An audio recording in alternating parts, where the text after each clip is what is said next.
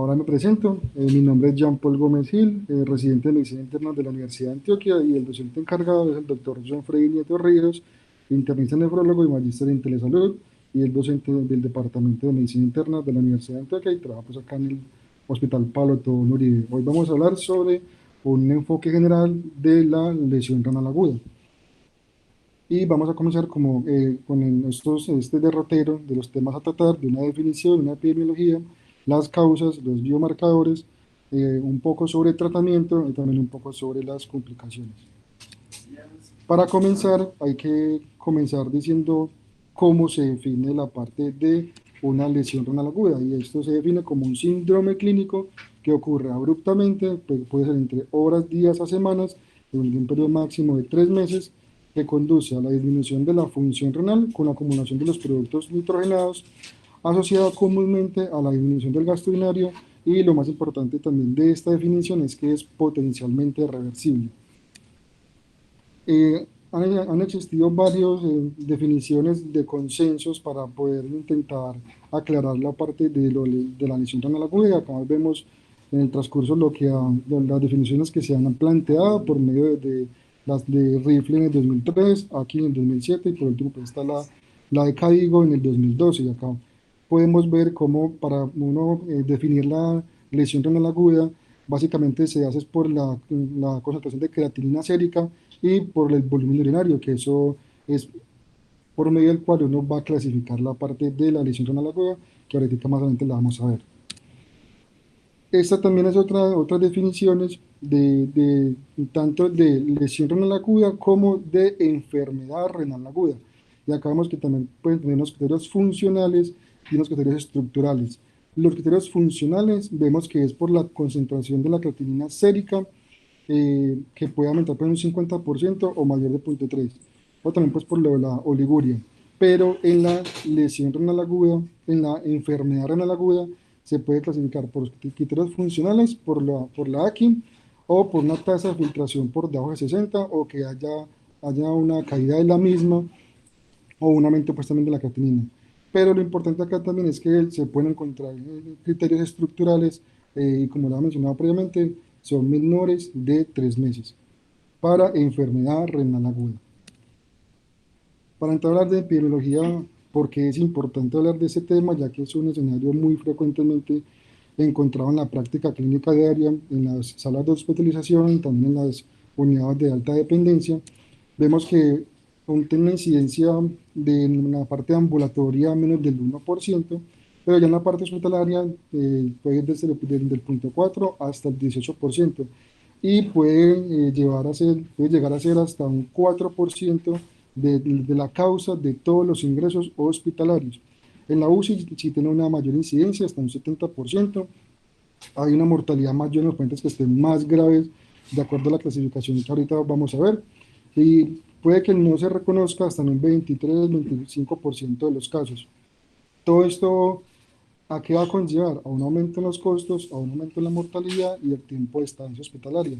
Y acá podemos ver cómo la incidencia de una población de lesión renal aguda que requiere diálisis en Estados Unidos entre 2000 y 2009, vemos cómo a medida que han avanzado los años, ha ido incrementando la parte de la lesión renal aguda que van a requerir diálisis.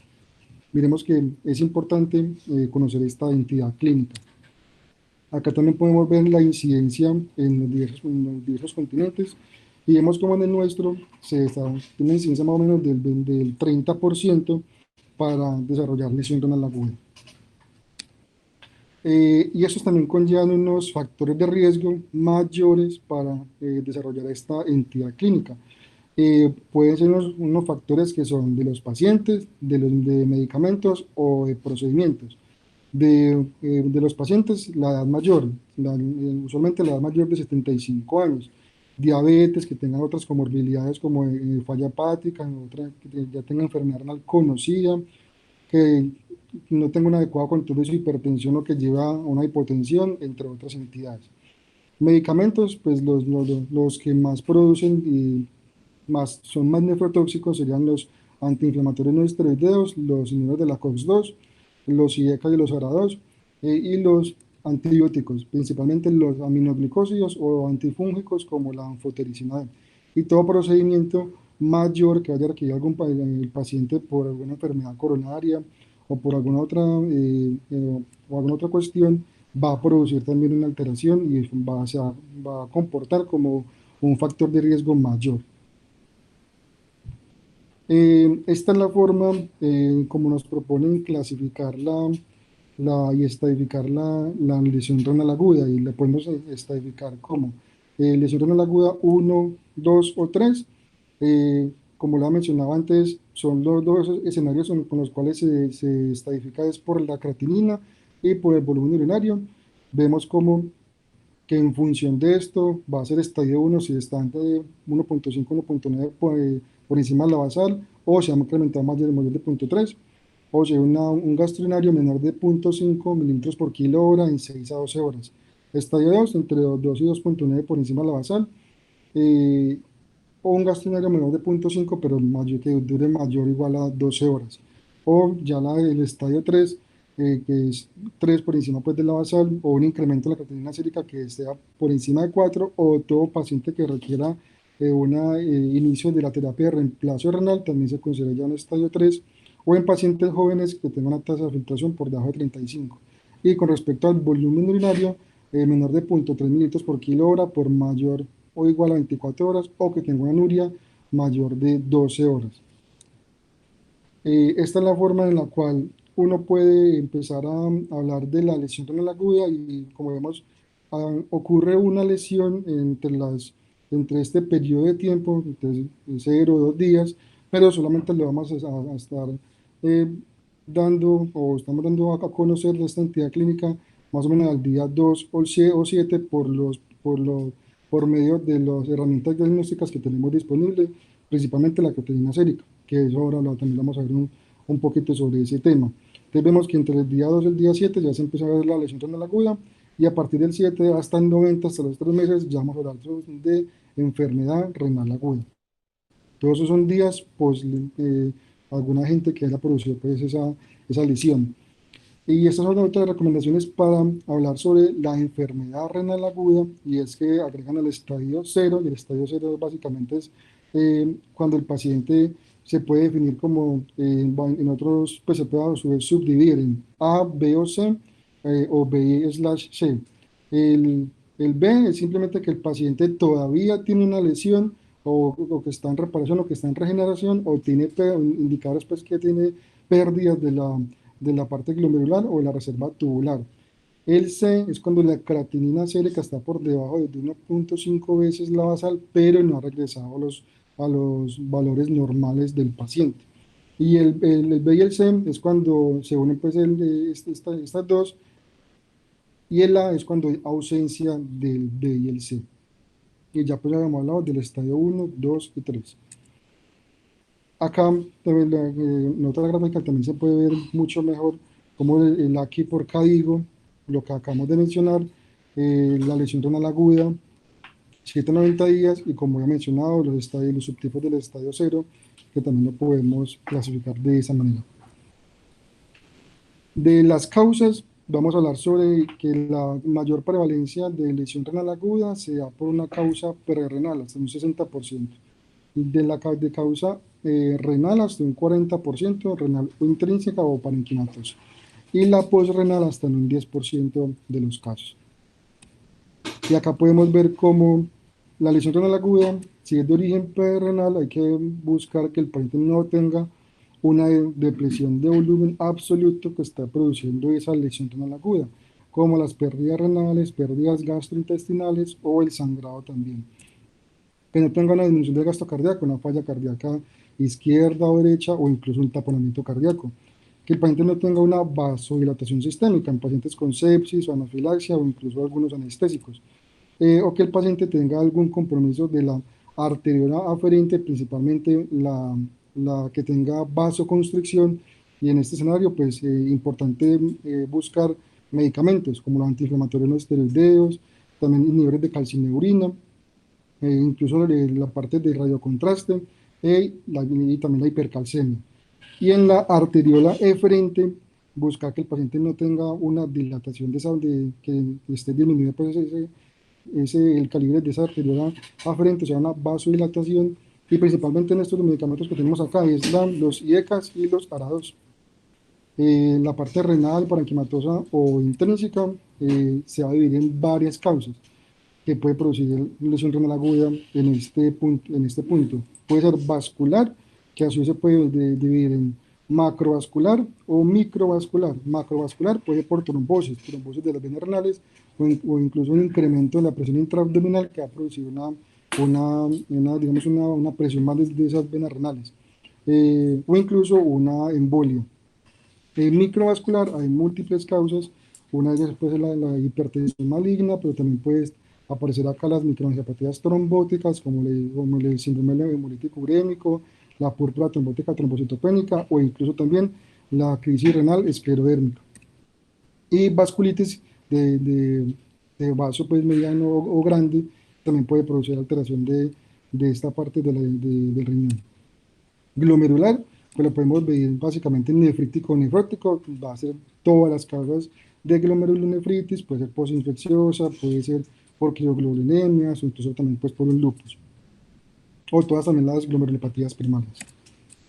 La otra forma de clasificarlas es de origen intersticial, por una nefritis intersticial aguda, que eso ahorita también lo vamos a ver más a profundidad, o en la parte de tubular, que puede ser o isquémico, por una lesión renal aguda perrenal que ha progresado y no se ha corregido adecuadamente, puede llegar hasta parte de compromiso tubular y proceder en una necrosis tubular aguda.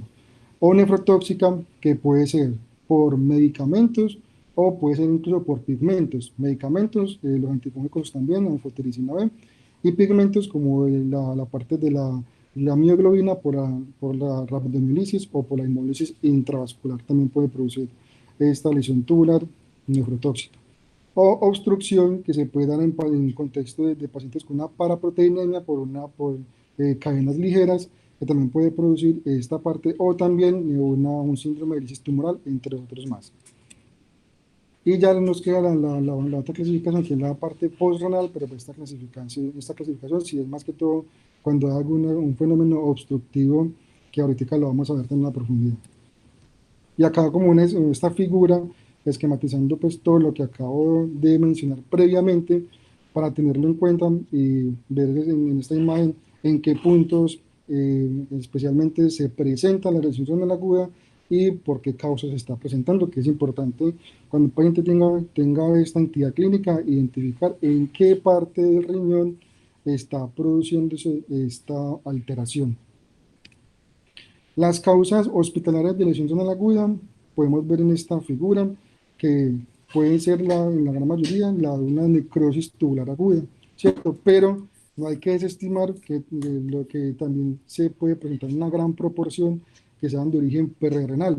Le sigue pues una lesión, una enfermedad renal pues, aguda sobre crónica, la obstrucción que también lo acabo de mencionar, y ya queda menos como la glomerulonefritis rápidamente progresiva, la de origen vascular y la nefritis intersticial aguda.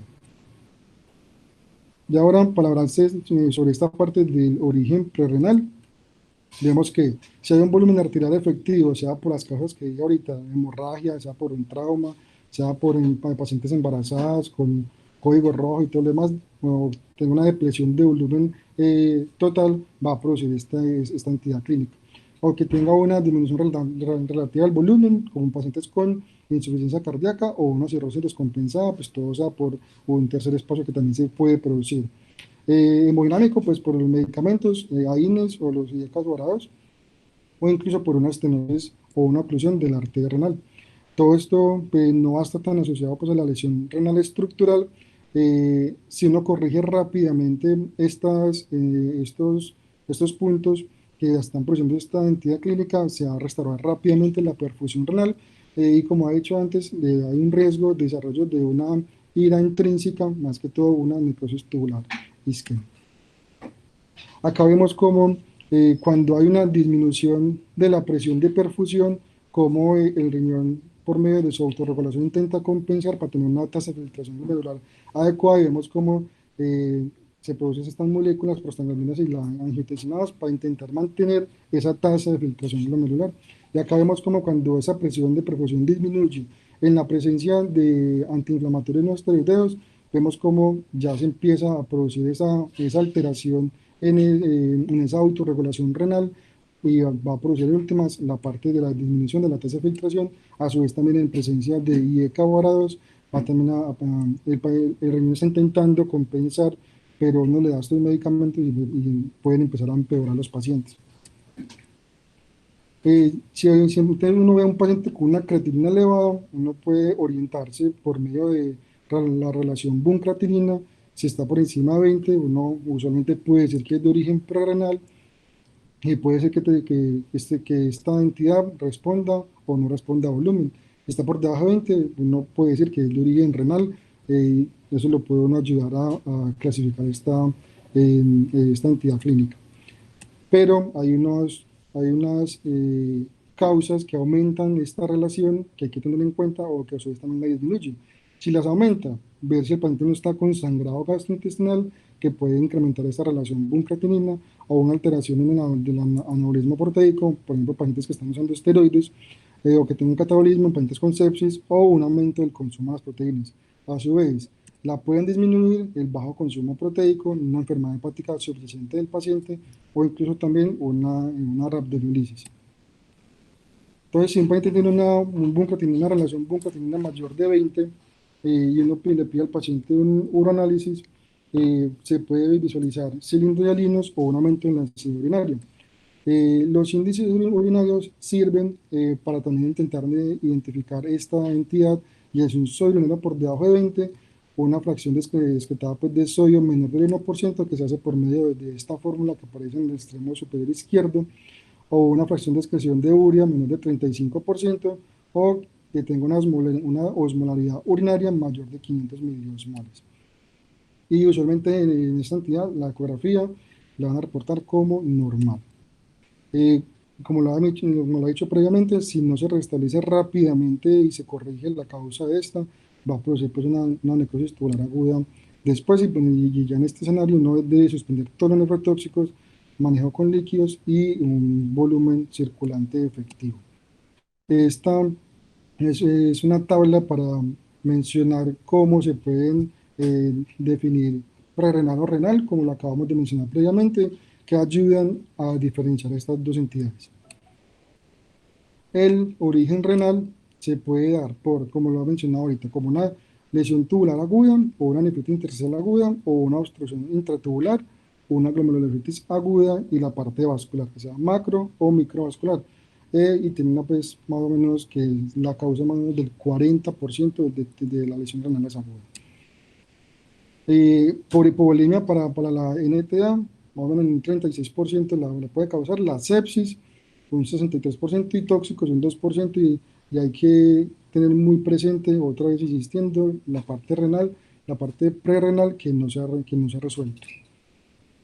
También se puede definir por nefrotóxicos, si es intrínseca o extrínseca, intrínseca pues por los pigmentos, rhabdomiolisis, hemoglobinuria, hemólisis, o por otras entidades como las gamapatías.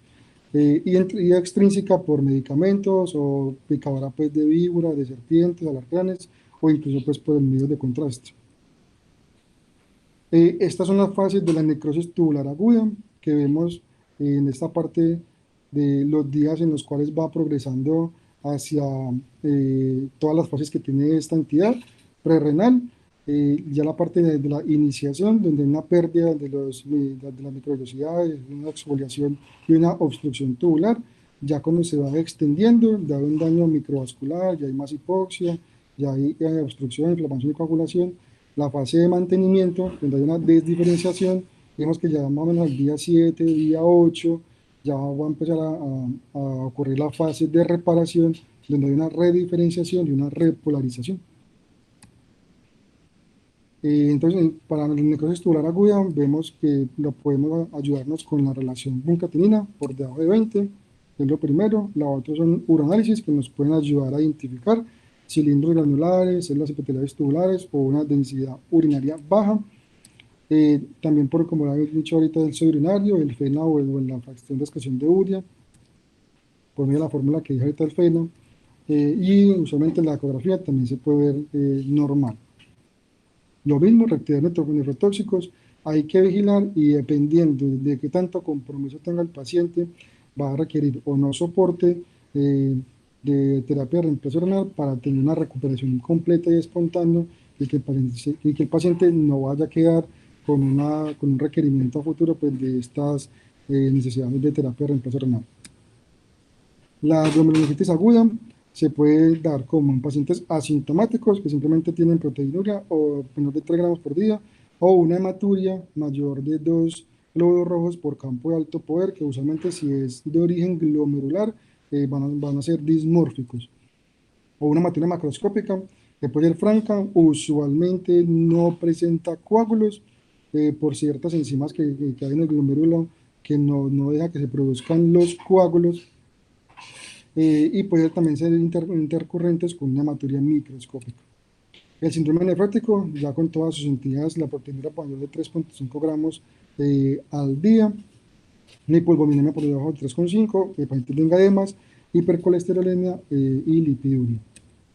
O un síndrome nefrítico, pacientes con oliguria, hematuria, proteinura usualmente en un rango nefrótico, edema, hipertensión, o ya la entidad de la glomerulonefritis rápidamente progresiva, que se va a presentar pues, con la lesión renal aguda, también en un contexto de proteinuria, también la hematuria, la presión arterial no es, usualmente es normal, y puede tener unas causas también características de origen de vasculitis.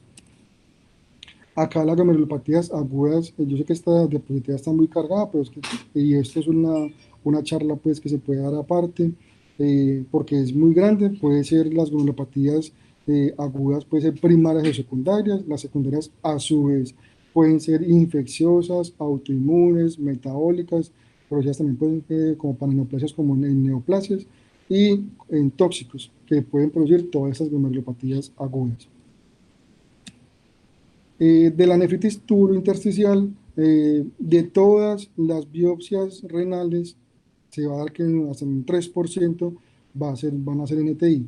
Y en el contexto de una lesión renal aguda, que al paciente se le realice una biopsia, van a ser más o menos el 27% la causa de esa lesión renal aguda, va a ser una nefritis tubulointersticial. La etiología, hasta en la gran mayoría, se van a dar por medicamentos, usualmente antibióticos, penicilina. La parte de manera anecdótica, la que más producía, pero más que todo era por su exposición por un tiempo prolongado, era la penicilina, pero primordialmente la meticilina. Pero también se puede ver en otros medicamentos, como en AINES, en el inhibidor de bomba de protones, alopurinol, también se puede dar con rifampicina o incluso con sulfas. Pueden dar esta entidad clínica. Un 10% puede ser por infecciones, que puede, aquí están lo de los medicamentos que acabo de mencionar, lo de las infecciones que se puede dar por legionela, leptospira, citomegalo, estreptococos, entre otros más. Enfermedades sistémicas también la pueden dar, como lupus, artritis y el síndrome de Sjögren. Y vemos que hasta un 5% pueden tener este síndrome de nefritis tubulointersticial más uveitis que se puede presentar. La triada clínica clásica que se ha descrito en la literatura solamente se presenta en un 10% y consiste en rash, fiebre y eosinofilia, pero vemos que incluso por individuales tampoco pues, es tan prevalente esta entidad. Y esta triada clásica se presenta más que todo con medicamentos como la penicilina, especialmente la meticilina. Y cuando el paciente se le hace la biopsia renal, se observan pues, en la biopsia, describen un edema intersticial e infiltrado intersticial de linfocitos T y monocitos. De la parte intrínseca vascular, como lo había mencionado ahora, los pequeños vasos o grandes vasos, toda la parte de las vasculitis, las microangiopatía trombóticas, la hipertensión maligna, grandes vasos, pues émbolos o trombosis o un síndrome compartimental abdominal. Puede generar una lesión renal aguda renal de origen pues vascular. Entonces, si tenemos la creatinina elevada, la relación de creatinina por debajo de 20, uno o se orientaría que fuese de origen renal y vemos pues todas estas entidades las que la pueden producir esta enfermedad en cuestión. Importante el volumen de urinario de estos pacientes. Unos se pueden presentar como oligúricos, otros no tan oligúricos, y esto es importante porque esto se va a correlacionar con un filtrado glomerular y el pronóstico de estos pacientes. En el sedimento urinario de los pacientes con lesión renal aguda es importante evaluarlos a todos para saber si tiene alguna anormalidad. Ese paciente tiene cilindros eritrocitarios, esto va a conllevar hacia estas entidades clínicas que tienen cilindros leucocitarios, a estas otras, si tienen pigmentos que también pueden producir esto, o cilindros granulares, o incluso la eosinofiluria o la cristaluria. Entonces, esto en este paraclínico esencial y que es de bajo costo, es importante siempre pedirlo a todos los pacientes para poder identificar y poder orientar a cuál es la causa de la lesión renal aguda en estos pacientes. Y la parte de la postrenal, usualmente pues, no se clasifica de esta manera, si es de la parte superior o de la parte inferior. De la parte superior a su vez es intrínseca o extrínseca. Si es intrínseca, pues por cálculos, o puede ser también por una necrosis o por un carcinoma, o si es extrínseca por un cáncer retroperitoneal, por una fibrosis retroperitoneal, por adenopatías también puede producir un fenómeno pues, obstructivo y producir la lesión renal aguda. En la parte inferior se puede clasificar a su vez se puede de origen en vejiga, en próstata o en uretra. Están pues las causas que la pueden producir. Lo importante en estos pacientes que se documenten la lesión renal aguda, siempre descartar de entrada la parte postrenal por medio pues, de una ecografía o pues, una ayuda de imagen, porque estos pacientes simplemente se derivan o se les corrige esa parte de esa obstrucción, y el paciente va a mejorar rápidamente. Que hay que tener en cuenta con esta parte postrenal es la diuresis, porque puede dar una diuresis obstructiva que puede llegar hasta 20 litros al día. Entonces, en este caso hay que tener cuidado en el momento pues, de reponer estos líquidos.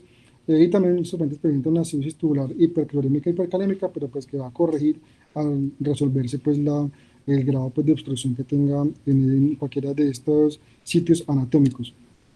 Los biomarcadores, para mencionar en esta figura, como la creatinina sérica no es un buen biomarcador, ya que, como lo podemos ver en esta figura, que cuando se produce una lesión renal, el biomarcador se va a tardar hasta de ser visualizado para nosotros poder detectar la lesión renal aguda hasta 48 horas después de la lesión renal. Entonces, en esta ventana entre las 8 y 48 horas no hay forma de ver que está produciendo la lesión, pero hay unos biomarcadores que son más novedosos que ahorita los voy a mencionar también.